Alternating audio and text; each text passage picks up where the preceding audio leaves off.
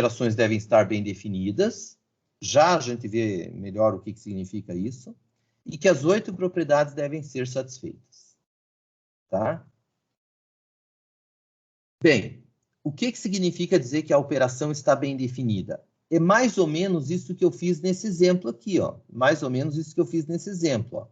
Será que a adição de elementos desse conjunto N de A está bem definida em N de A? Ou seja, será que se você pegar 2 elementos desse conjunto, a soma vai estar nesse conjunto? Vai. Por quê?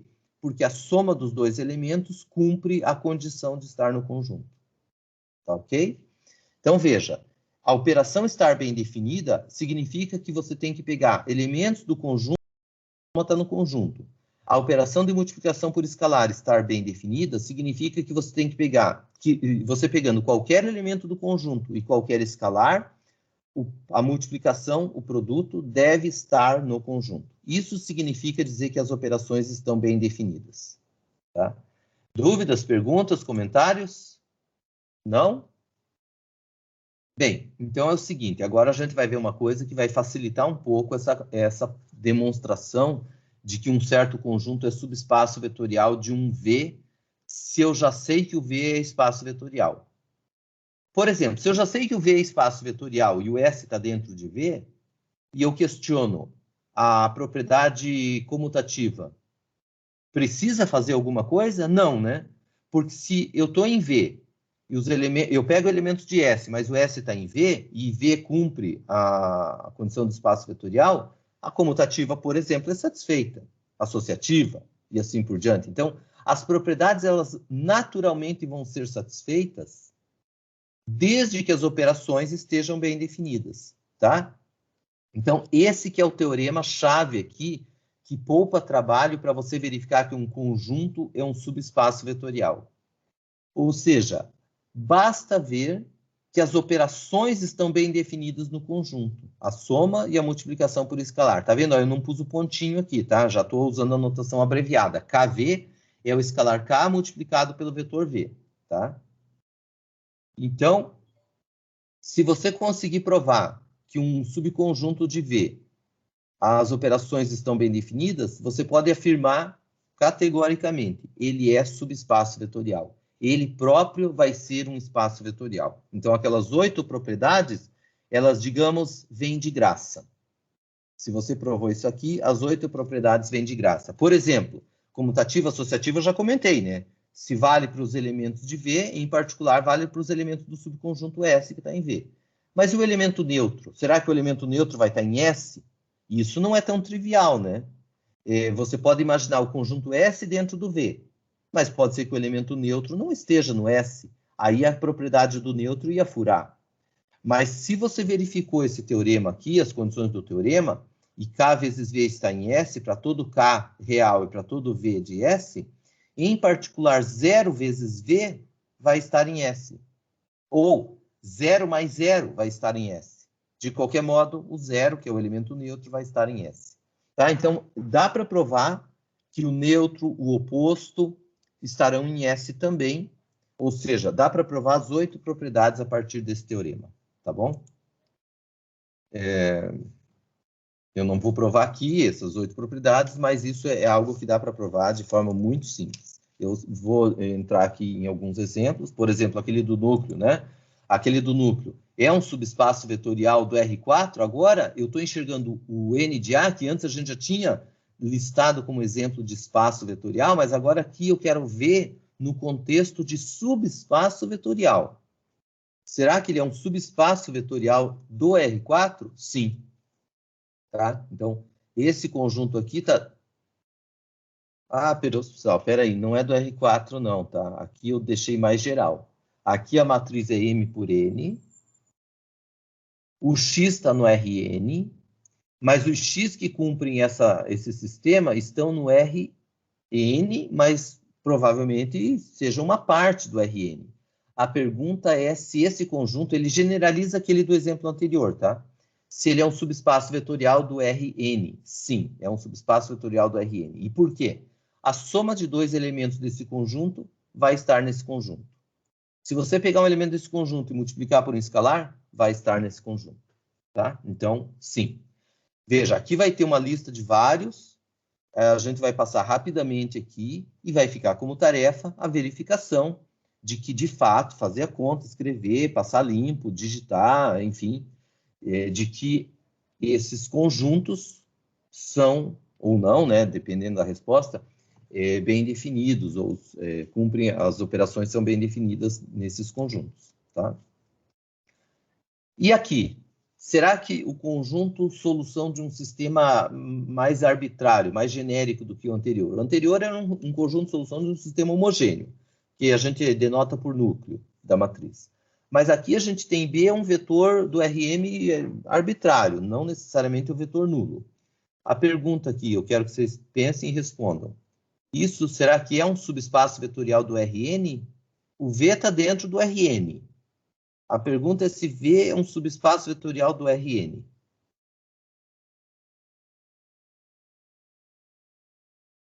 Sim, não ou depende de V? De B. Sim, não ou depende de B?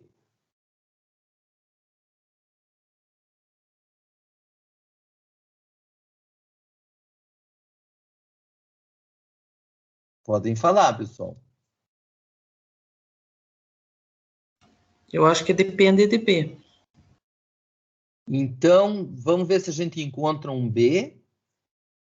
E vamos tentar um exemplo mais simples possível. Se a gente quer dar um contra-exemplo, se a gente acha que é falso, vamos tentar um exemplo mais simples possível. Vamos ver se a gente encontra um B e uma matriz A, de modo que o conjunto de solução do sistema não seja espaço vetorial. Por exemplo, se você verificar que a operação de adição não está bem definida nele, ou que a operação de multiplicação não está bem definida nele, ou se você verificar que uma das 8 propriedades não é satisfeita para esse conjunto V.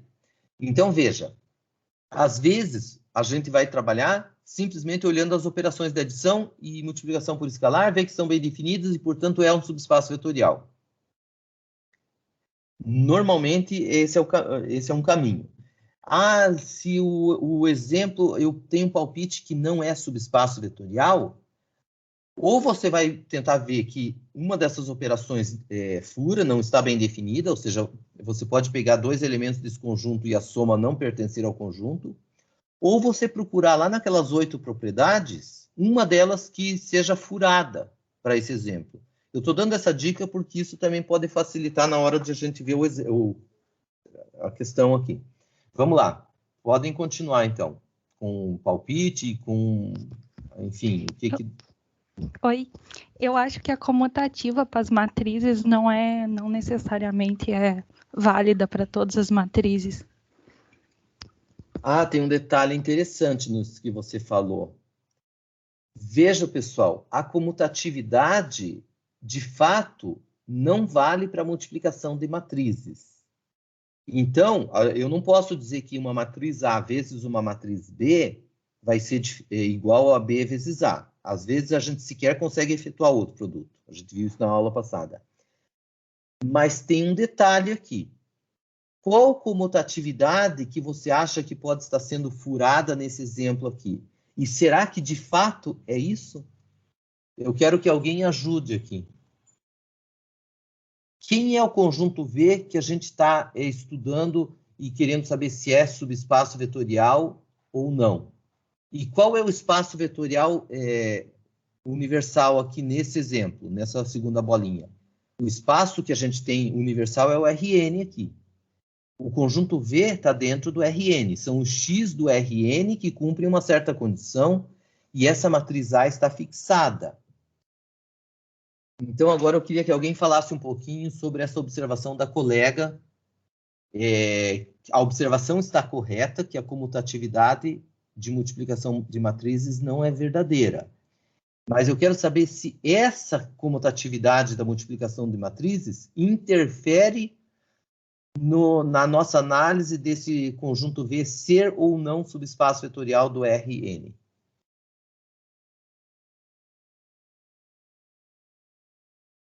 Podem falar, mesmo que a pessoa... Vocês me desculpem, eu não vou conseguir gravar voz e nome de vocês, então eu vou me referir a vocês como colega, né, o aluno e tal, me desculpem por isso, mas infelizmente eu não tenho outra opção.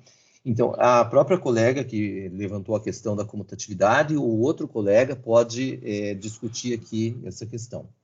Professor, eu acho que talvez aí a propriedade de comutatividade ela esteja restrita para a questão do espaço ou subespaço para em relação à soma, né, e não em relação à multiplicação. E mais do que isso, em relação à soma dos vetores, no caso x do Rn ali. Então, veja, eu queria esclarecer isso. Foi uma dúvida importante, que eu acho que muita gente deve ter tido essa dúvida, mas é importante a gente esclarecer. Então, o fato é o seguinte, a comutatividade da multiplicação de matrizes realmente não vale. Mas a comutatividade que está discutida nesse exemplo é outra. Não é da multiplicação de matriz por matriz, é da soma de um vetor x desse conjunto V com outro vetor y desse conjunto V, que ambos estão no Rn. E a comutatividade aí será que x mais y é igual a y mais x? Sim. Então, a comutatividade vale. Tá? Então, a multiplicação de matrizes não entra aqui, porque, no fundo, a multiplicação que está envolvida é de uma matriz fixada, A, por x. Ah, eu quero ver que a soma está bem definida, em V. Você pega x em V e y em V. Será que A vezes x mais y vai dar B? Porque para estar no conjunto V, A vezes o vetor tem que dar B. A e B estão fixados. X está em V, significa que a x igual a B. E o y? A y igual a B. E o x mais y, será que vai estar? A vezes x mais y vai dar B? Sim ou não? Se o B for o vetor nulo, é o exemplo anterior, daí sim. Mas se o B não for o vetor nulo, não. Você pode pegar uma soma de dois vetores desse conjunto V que não pertence a V. Ou uma maneira mais simples de ver que esse conjunto não é um subespaço vetorial. O vetor nulo, se esse B aqui, fixado, não for o vetor nulo, o x igual a zero não vai ser solução disso aqui. Portanto, esse conjunto V aqui não vai ter a propriedade do elemento neutro. Portanto, não vai ser espaço vetorial e, portanto, não pode ser subespaço vetorial do Rn. Tá? Então, veja, pessoal, esse exemplo deu bastante discussão e eu acho importante vocês revisitarem ele depois, entenderem bem tudo que a gente discutiu, tá? Até revendo aqui ó, o áudio da aula, tudo, acho bem importante. Não pode ficar nenhuma dúvida nesse sentido, tá? Esse outro exemplo, todas as matrizes, pode imaginar aí para fazer suas continhas, 2 por 2, tá? Depois você tenta generalizar, mas por enquanto aqui, só para a gente imaginar, pense nas matrizes 2 por 2, quadradas, tal que a transposta é igual à própria matriz. Uma matriz que tem essa propriedade, como é que é chamada mesmo? Simétrica. Isso. Então, eu estou perguntando aqui... Opa!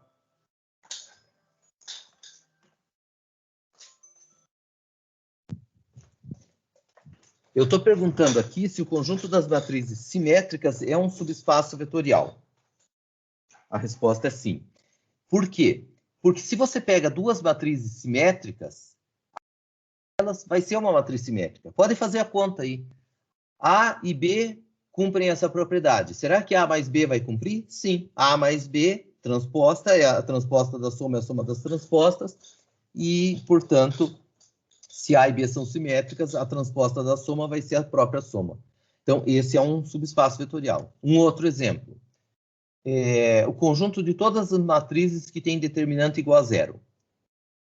Esse aqui eu sugiro que vocês escrevam aí no rascunho para 2 por 2, só para entender um pouco. Depois, com calma, com tempo, fora do horário da aula, você tenta generalizar isso para o Rn.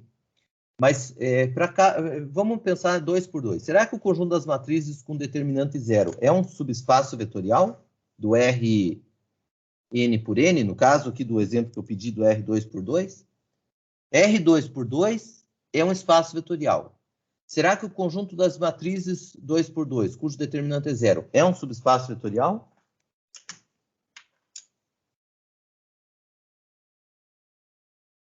Se sim, basta justificar que a soma e a multiplicação por escalar está bem definida.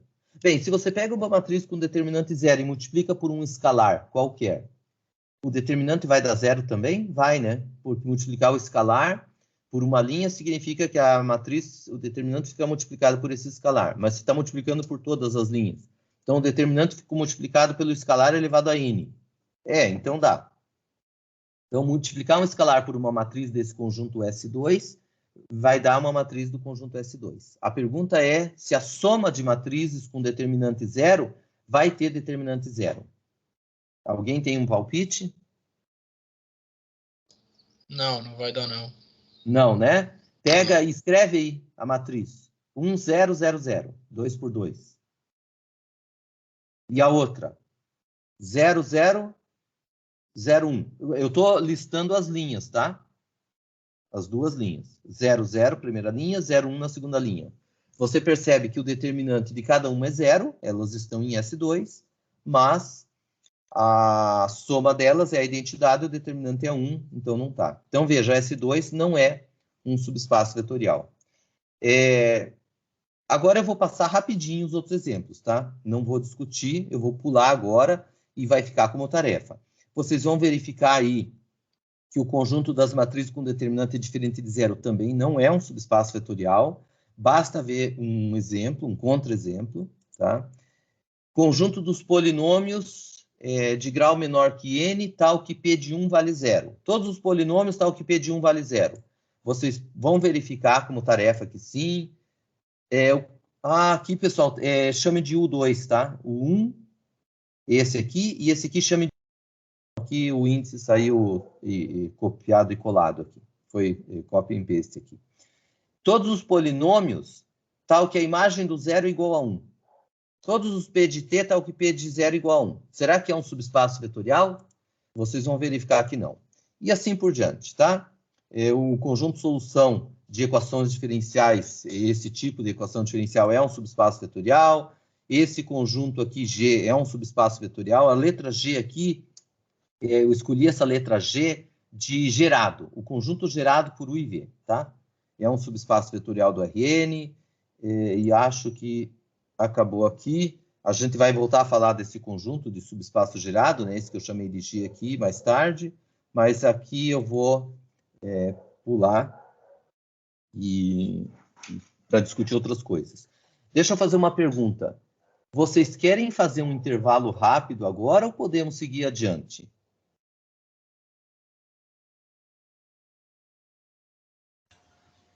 Por mim, pode seguir adiante mesmo. Sim. Né, pessoal? A gente acha que está bem no começo, por enquanto.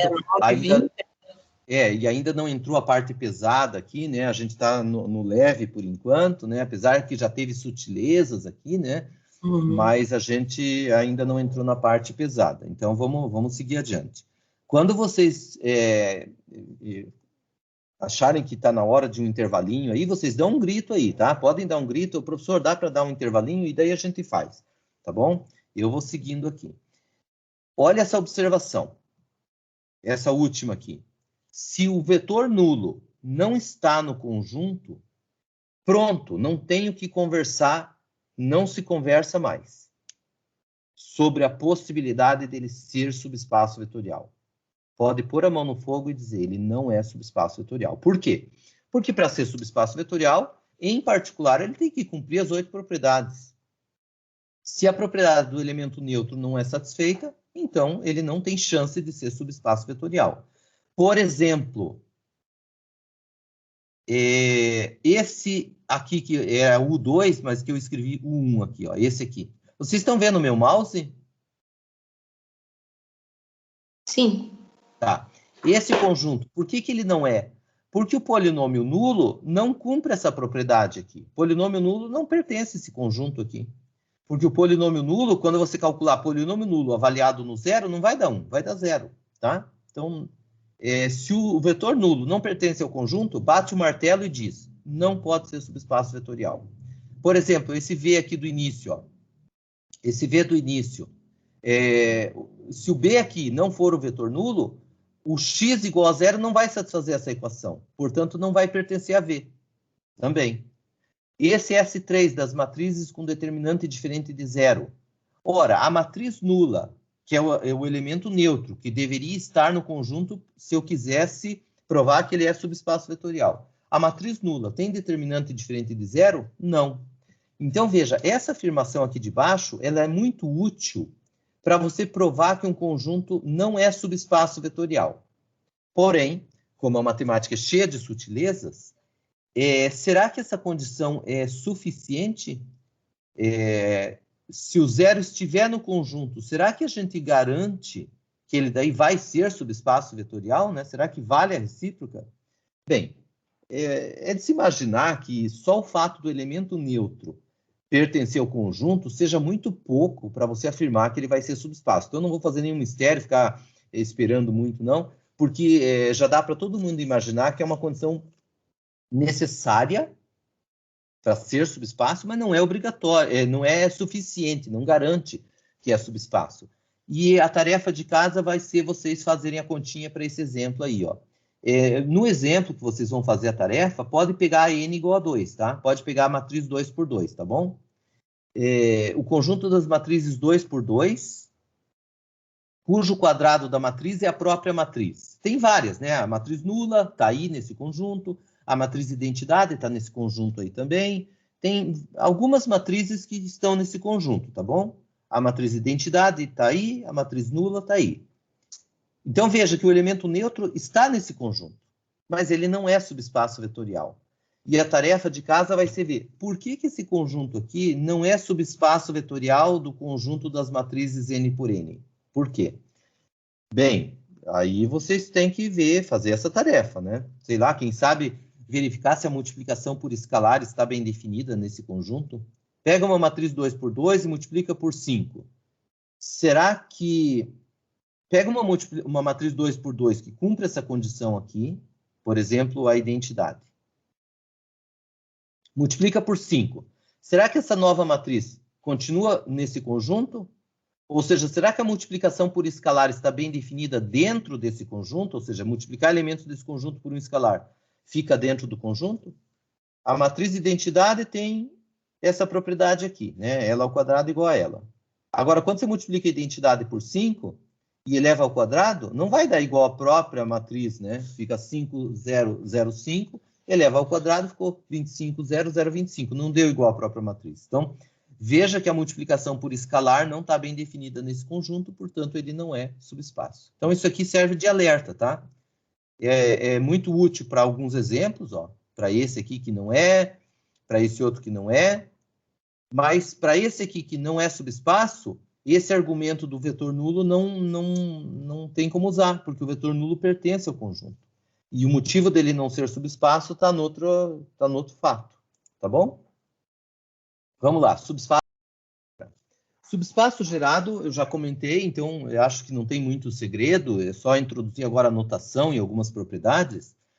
É o seguinte, então, dado um espaço vetorial e certos vetores dentro desse espaço, eu vou considerar o conjunto formado por todas as combinações possíveis desses vetores, todas. Os coeficientes aqui variam livremente nos reais, tá?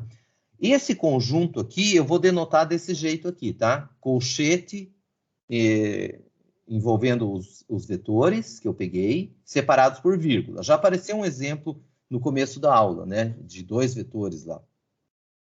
Então, colchete e os vetores aqui separados por vírgula indica o subespaço gerado por esses vetores, que é, por definição, esse conjunto aqui, ó, de todas as combinações lineares. Bem, se eu estou chamando esse conjunto de subespaço gerado pelos vetores, obviamente que eu tenho que ter a propriedade de que esse conjunto realmente é um subespaço vetorial, tá? Esse conjunto, de fato, isso é um teorema, como está aqui, é um subespaço vetorial. A demonstração disso não é difícil, basta você ver que pegando duas combinações lineares desses vetores, aqui eu escrevi uma delas, mas se você pegar uma outra, os vetores V e VJ estão fixos, quem varia aqui na hora de pegar um outro elemento é o C, tá? Então pega uma combinação dos VJs e pega uma outra, com um coeficiente, digamos, D1, D2 até Dn. Faz a soma para ver que tá. Vai tá. Faz a multiplicação por escalar. vai estar também. Tá bom? Então, é fácil ver que isso aqui é um subespaço vetorial, isso vai ficar como tarefa. Tá? Vamos pegar um exemplo aqui interessante, que já no contexto de matrizes, e esse exemplo vai aparecer ao longo de toda a aula de hoje. Considere o conjunto solução do sistema AX igual a zero para essa matriz específica aqui. Tá? Para essa matriz específica. É o núcleo da matriz, é o conjunto de solução do sistema. O que a gente faz mesmo quando vai resolver esse sistema? A aula passada, pivoteia. Quando você pivoteia, você tem aqui os pivôs que indicam as variáveis não livres e onde não tem pivô, as variáveis livres. Então, o conjunto de solução aqui vai ser um conjunto descrito por duas variáveis livres, x3 e x4, e duas variáveis não livres, né, presas aí, a x1 e a x2, tá? Acho que eu escrevi aqui, tá aqui, ó, o conjunto de solução, a x3 e x4 livre e as outras duas não livres. Percebe aqui que esse é o conjunto de solução? Isso aqui está bem do jeito que a gente discutiu a aula passada. Tirando essa notação de núcleo, o resto é como a gente discutiu a aula passada. O que vem de novo aqui, já no contexto da aula de hoje? É enxergar isso aqui, ó, como combinação linear de dois vetores. E como? Faça o seguinte, separe isso aqui em dois blocos, onde cada bloco só aparece uma variável. Num bloco só x3, livre, né? No outro bloco só x4. Aí põe essa variável livre em evidência, você automaticamente vai escrever, você vai conseguir detectar os vetores que geram esse conjunto. Percebe aqui? Percebe que quando você separa isso aqui, um bloco só com x3, um bloco só com x4, e põe x3 e x4 em evidência, é o mesmo que x3 vezes esse primeiro vetor, mais x4 vezes o segundo? Percebe isso aqui? Ó, x3 vezes o primeiro mais x4 vezes o segundo, dá exatamente isso aqui. E o que é x3 vezes o primeiro mais x4 vezes o segundo, onde x3 e x4 variam livremente? É a combinação linear desses dois vetores, é o conjunto delas. É o subespaço gerado, já usando a notação que a gente viu agora há pouco. Tá bom? Então, perceba aqui que a gente viu o conjunto de solução de um sistema homogêneo, que é um subespaço vetorial, um pouco além da forma como a gente viu a aula passada. A gente viu como um subespaço gerado por dois vetores aqui. Perceba uma coisa, dois vetores geram esse espaço. Esses dois vetores, a quantidade deles tem a ver com a quantidade de variáveis livres, que é a quantidade de parcelas que você vai decompor essa expressão aqui. Então, a quantidade de variáveis livres é justamente a dimensão do núcleo da matriz. É justamente a dimensão desse espaço. E depois vai ter um outro número associado à matriz que tem a ver com esses pivôs. A gente já conhece esse número, é o posto, né? O posto da matriz. A gente vai vir com essa relação mais tarde, de forma genérica. Uma outra observação que eu faço aqui, ó, percebe que mudou de um slide para o outro? Olha o que mudou. Eu pintei de colorido aqui, ó, essa barrinha, esses zeros, porque quando a gente vai resolver o sistema x igual a zero, o que eu tinha feito? Eu tinha pego a matriz ampliada e tinha pivoteado, né? Mas precisou pegar esse termo independente, que é o vetor nulo, por aqui, e pivotear? Não, né? Porque o pivoteamento de uma coluna nula fica uma coluna nula ao longo de todo o processo. Então, isso aqui foi só para destacar que eu tinha pego a matriz ampliada, mas que, na verdade, para um sistema onde aqui é zero, eu não preciso escrever esses zeros, eu posso trabalhar só com matriz de coeficientes, porque